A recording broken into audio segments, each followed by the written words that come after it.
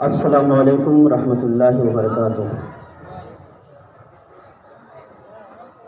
In the name of Allah, the most gracious, the most merciful. बिस्मिल्लाहिर्रहमानिर्रहीम। हज़रात, आप सभी भाइयों को और दोस्तों को मालूम है कि हम यहाँ पर क्यों जमा हुए हैं। अल्लाह तबारक व तआला की बारगाह में दुआ करें, मौला हमारे इस मीटिंग को कामयाब बनाए और हम जिस मकसद के लिए यहाँ पर हाज़िर हुए हैं, अल्लाह ताला हमारी मकासद को, कामरानी को पूरी अता फरमाए। मैं बड़े बुज़ुर्ग से, जो बड़े बड़े बुज़ुर्ग हज़रात हैं, मैं उनसे गुजारिश करूँगा कि आप लोग आगे तशरीफ़ लाएँ। जितने बड़े हज़रात हैं, बड़े बड़े लोग हैं, जैसे खुर्शीद भाई वगैरह हैं, आप भी आगे तशरीफ़ लाएँ और जो भी हमारे बुज़ुर्ग हज़रात हैं वो आगे तशरीफ़ लाएँ।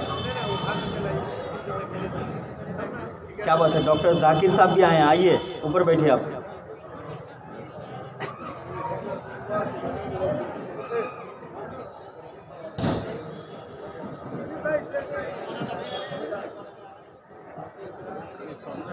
सारे जहां से अच्छा हिंदुस्तान हमारा,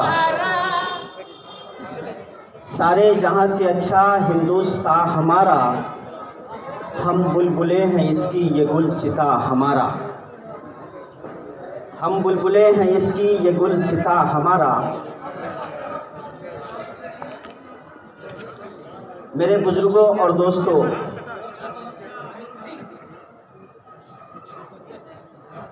आप सभी हजरात को ये बात बखूबी मालूम है कि समीर साहब की अहलिया, जिनका नाम रोज़ी खातून है,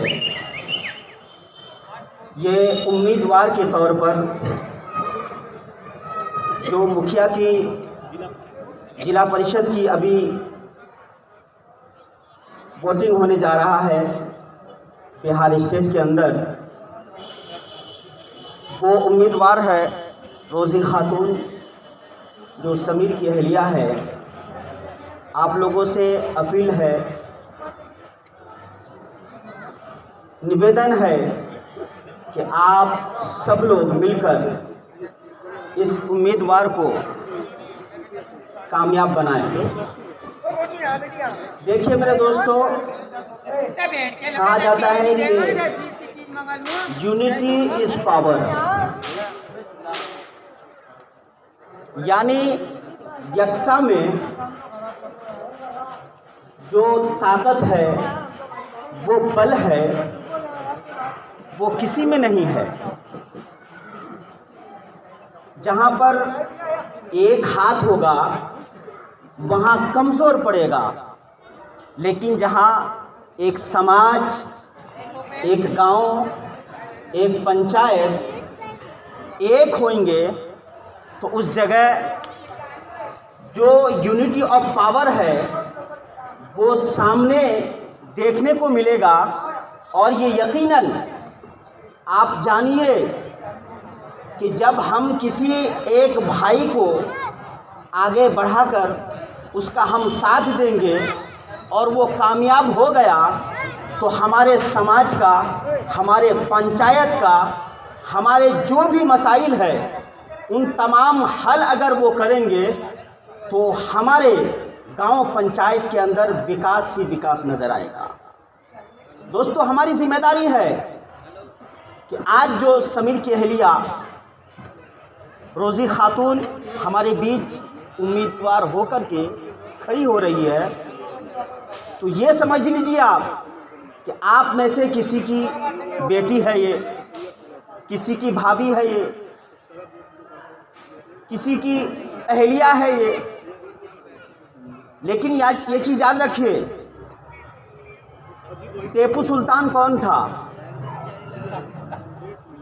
मेरे देशवासियों, टीपू सुल्तान किसका नाम है?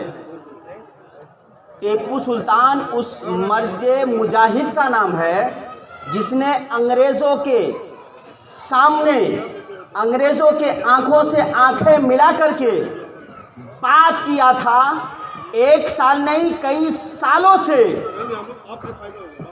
गुलामी की जंजीर को तोड़कर वो टीपू सुल्तान ने अंग्रेज़ को इस देश से भगाया था, तब जाके ये देश आज़ाद हुआ था। मेरे दोस्तों और बुजुर्गों, आज कहा जाता है कि मुसलमानों का इस देश के अंदर कोई बलिदान नहीं है। हमारी बलिदान तो ऐसी बलिदान है कि आपने कुरान का वो हुक्म सुना है। लोग कहते हैं हमें आज देशद्रोही है। मैं कहना चाहता हूँ, आज हिंदुस्तान की जो एक जगह है, एक पैलेस है जिसको पैलेस ऑफ टूरिस्ट कहा जाता है, आपने सुना होगा ताजमहल का नाम। मुसलमानों, ताजमहल का नाम आप लोगों ने सुना है ना? ये ताजमहल क्या है? ये ताजमहल दुनिया की 7 अजूबे में से एक अजूबा है। इस ताजमहल को सिर्फ एक देश नहीं बल्कि पूरे वर्ल्ड के लोग इस ताजमहल को देखते हैं तो पहले सलाम करते हैं कि ये बनाने वाला अगर कोई इंसान है तो वो मुसलमान है। मेरे दोस्तों बुजुर्गों, इस देश को मुसलमानों ने बहुत कुछ दिया। आज लोग मुसलमानों की तारीख को भुलाना चाहते हैं, लेकिन याद रखिए, इसी हिंदुस्तान के लिए एक नहीं बल्कि 350 उलमाओं ने अपने खून की कुर्बानी पेश किया था, तब जाके ये देश आज़ाद हुआ था। इसी वजह से अल्लामा इकबाल कहते हैं, सारे जहां से अच्छा हिंदुस्तान हमारा, हम बुलबुले हैं इसकी ये गुलसिता हमारा। मजहब नहीं सिखाता आपस में बैर रखना, मजहब नहीं सिखाता आपस में बैर रखना, हिंदी है हम वतन है हिंदुस्तान हमारा। मेरे दोस्तों, मैं एक तारीख बताना चाहता हूँ। याद रखिए, मुसलमान अगर ज़िंदगी गुजारता है तो इस देश का वफादार बनकर ज़िंदगी गुजारता है। अंग्रेज़ के दरबार में रियाजुद्दीन ये कौन है? ये टीपू सुल्तान का छोटा सा भाई है। कौन है? टीपू सुल्तान का छोटा सा भाई है। मेरे दोस्तों बुजुर्गों, आप लोगों से यही कहना है, जो प्रत्याशी, जो उम्मीदवार हमारे बीच खड़ा हो रहे हैं, सिर्फ हमारी जिम्मेदारी नहीं है, सिर्फ किसी एक बुजुर्ग की जिम्मेदारी नहीं है या किसी भाई की जिम्मेदारी नहीं है, बल्कि ये पूरे समाज की जिम्मेदारी है कि हम उसे एक बार उम्मीदवार बना करके कामयाब बनाएं, ताकि हमारे मुआशरे का, हमारे समाज का विकास हो, तरक्की हो। पप्पू भाई आ चुके हैं, इनका इस्तकबाल अपने तालियों से करें आप।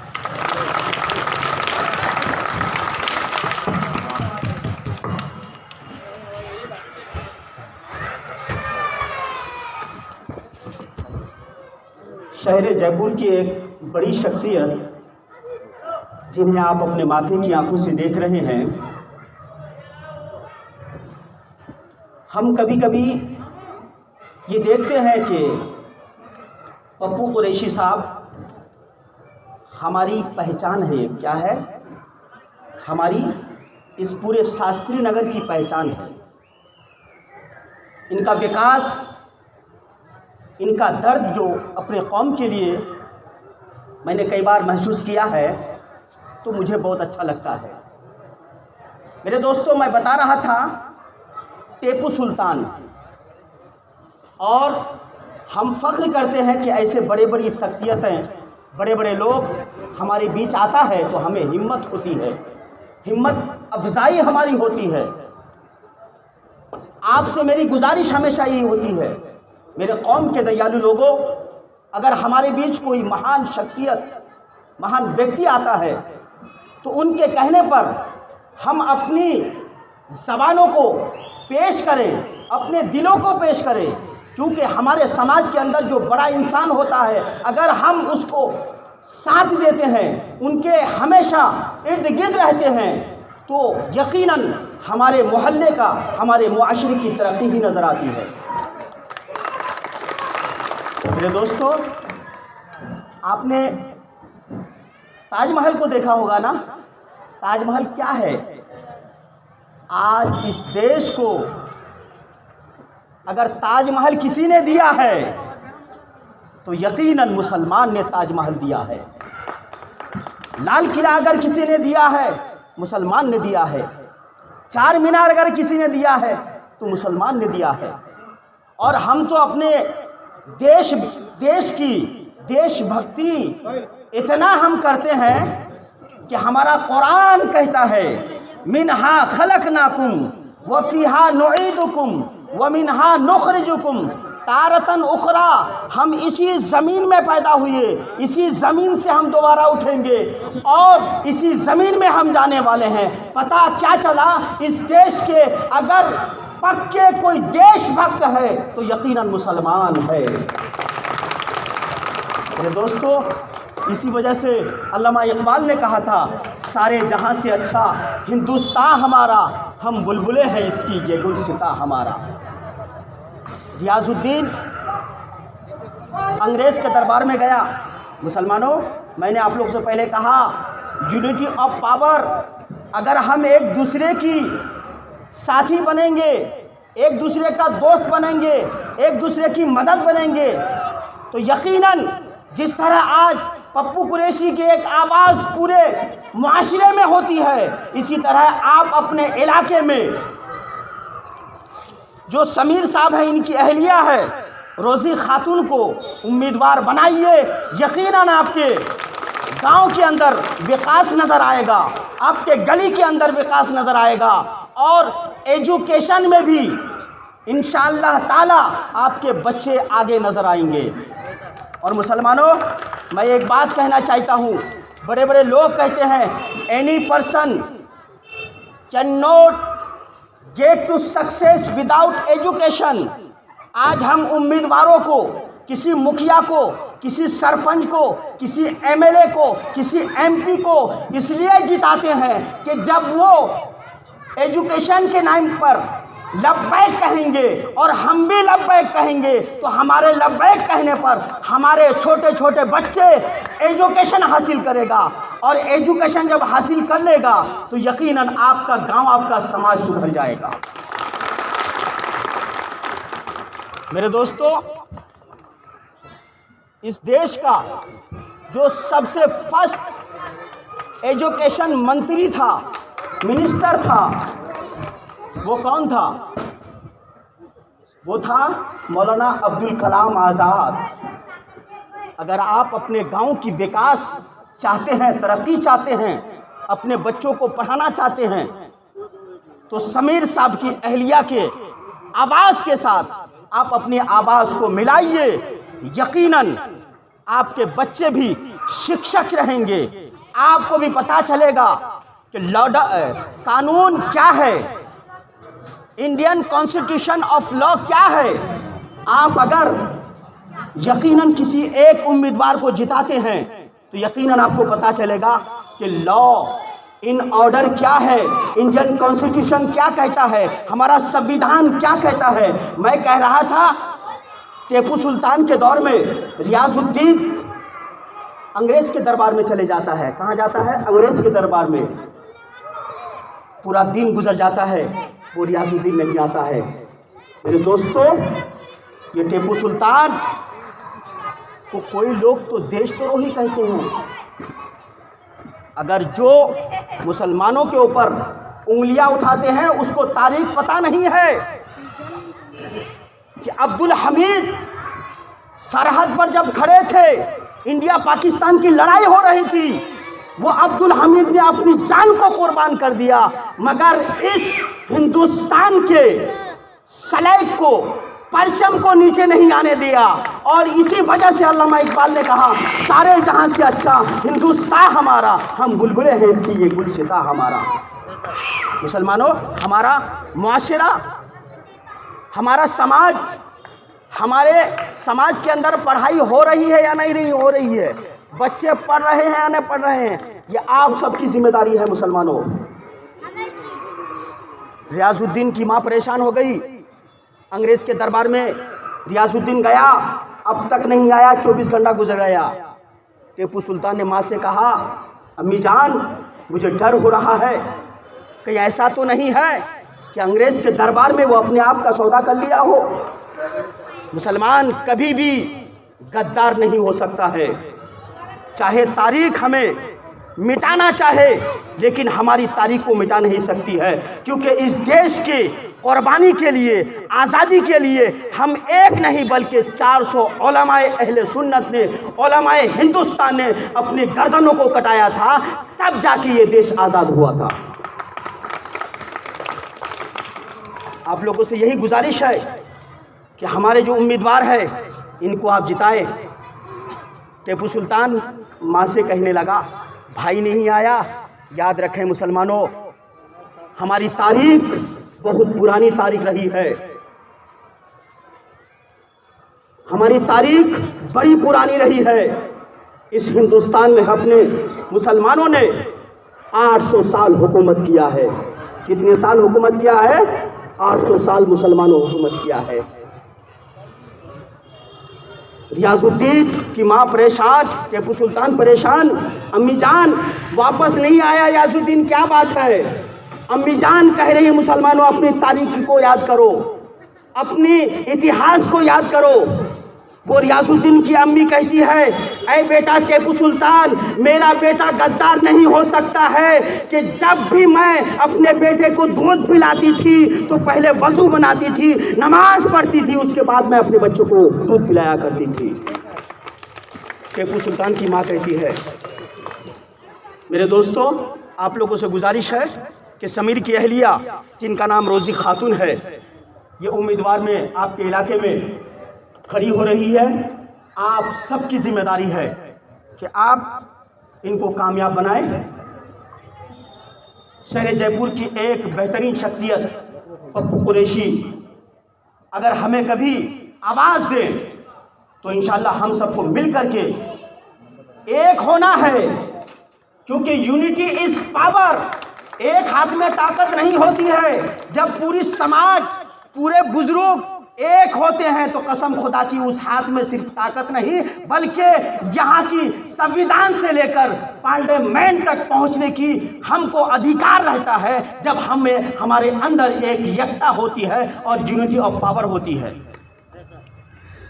मैं अपनी गुफ्तगू को बस ख़त्म करना चाहता हूँ। आप तमाम हजरात को ये मालूम है कि हमारा यहाँ पर जमा होना सिर्फ समीर साहब की अहलिया को जिताना है। आप वादा करें, आप अपने इलाके के अपने हाथों को उठाकर इलाका करें, वादा करें कि हम कसम खाते हैं कि अपने भाई की अहलिया को ज़रूर जिताएंगे। हम जिताएंगे ना? अगर आप जिताएंगे, एजुकेशन आगे होगा, आपका मुआशरा आगे होगा, आपको कानून के बारे पता चलेगा, संविधान क्या है, मुसलमान की इतिहास क्या है। आज लोग कहते हैं कि मुसलमान देशद्रोही है, जो कहता है वो गलत बकवास करता है। हकीकत है कि नहीं? आज जितनी भी बड़ी टूरिस्ट ऑफ पैलेस है, ये सबों ने मुसलमान ने इस देश को दिया है। लाल किला हमने देश को दिया है, ताजमहल हमने दिया है, कुतुब मीनार हमने दिया है, चार मीनार हमने दिया है। मेरे दोस्तों, शायर कहता है कि जहां भी तुम ढूंढोगे हमें ही पाओगे, कब्र खोद के भी देखोगे तो हमें पाओगे, क्योंकि हम इस देश में रहते भी हैं और कब्र में भी जाते हैं, तो इस देश की धरती को चूमते हैं, उसके बाद कब्र में जाते हैं। पता क्या चला कि हम इस देश के गद्दार नहीं बल्कि वफादार हैं।